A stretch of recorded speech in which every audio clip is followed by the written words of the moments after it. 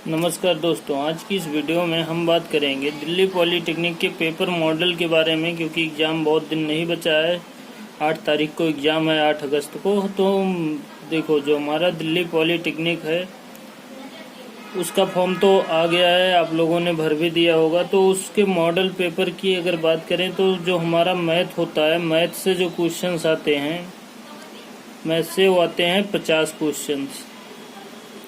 और जो हमारी फिजिक्स होती है, भौतिक विज्ञान, उससे आता है 40 क्वेश्चन। केमिस्ट्री से आता है 30 क्वेश्चन और बायोलॉजी से आता है 15 क्वेश्चन। और जो हमारा इंग्लिश से आता है वो भी आता है 15 क्वेश्चन। टोटल 150 क्वेश्चंस उस पेपर में आते हैं। तो जो हमारा इंग्लिश होता है, हमारा ग्रामर बेस होता है। तो आप जैसे डायरेक्ट इनडायरेक्ट अदर चीज़ें पढ़ ही रखे होंगे, तो आप उन चीज़ों को एक बार रिवीजन कर लेना।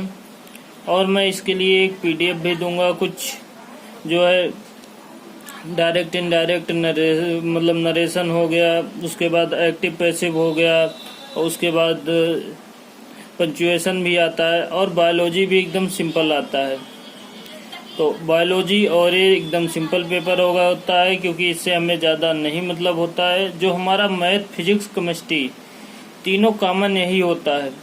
तो हम आज इसी के बाद में बात करेंगे कि ये जो हमारा पेपर होता है, पहली बात, अगर आप ज़्यादातर लोग पूछते हैं कितने नंबर आने पे हो जाएगा, कितने नंबर आने पे हमें सरकारी कॉलेज मिल जाएगा, तो मैं बता दूं, जो जनरल वाले हैं वो ये माना करें कि 150 में से 125 नंबर के आसपास रहेगा तो उनका एडमिशन हो जाएगा।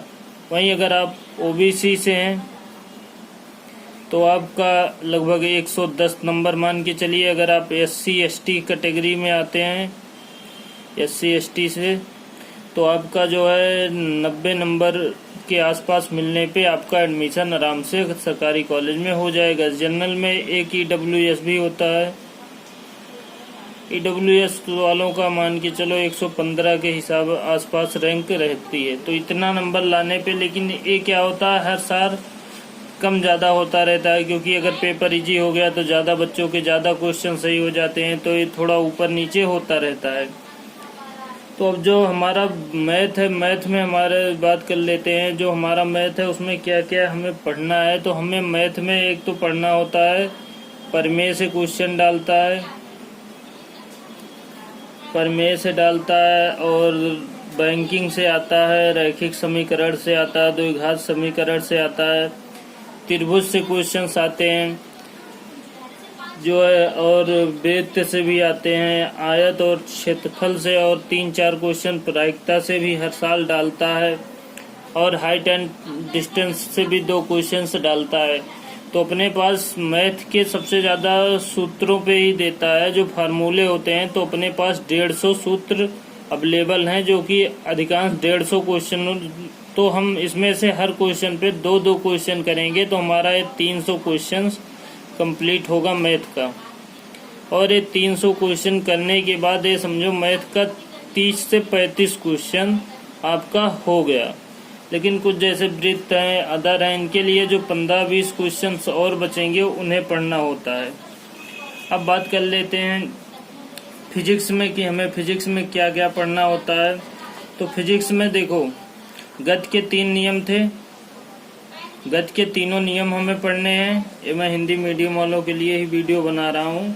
तो गति के 3 नियम पढ़ने हैं, और ऊर्जा का, और विद्युत धारा, और चुंबकीय प्रभाव, और कार्य ऊर्जा, ये इतना तो पढ़ना ही पढ़ना है।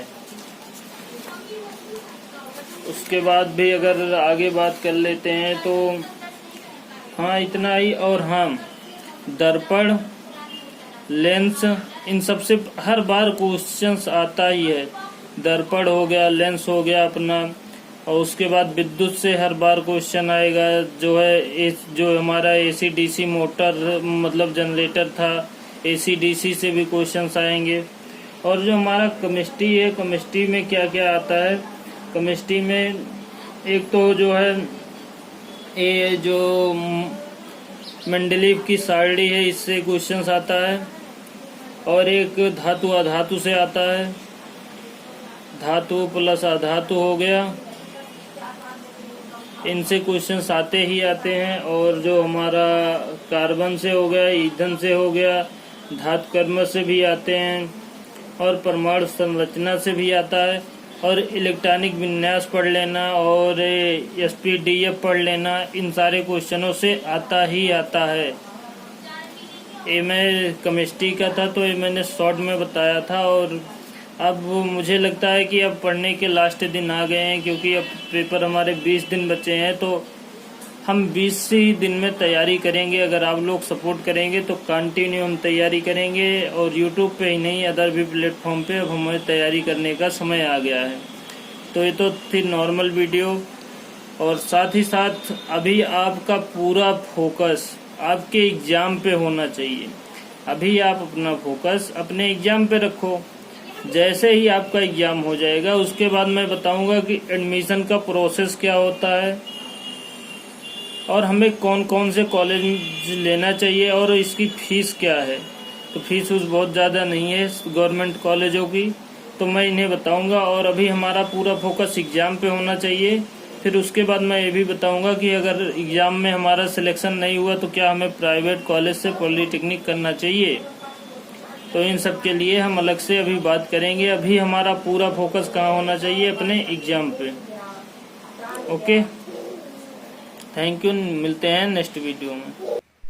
अब बात कर लेते हैं कि हमें 20 दिन में तैयारी कैसे कर लेनी चाहिए। तो 20 दिन में आपको डेली 1.5 घंटे मैथ, आधा घंटा फिजिक्स और आधा घंटा केमिस्ट्री और अपने हिसाब से बायो और इंग्लिश एकदम नॉर्मल होती है उससे पढ़ना है।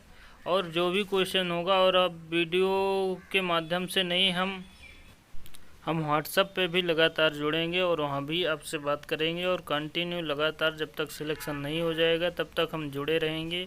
उसके बाद भी प्लेसमेंट से रिलेटेड, फीस से रिलेटेड, आपको पॉलिटेक्निक के दौरान कोई भी प्रॉब्लम आएगी तो आप हमसे कांटेक्ट कर सकते हैं।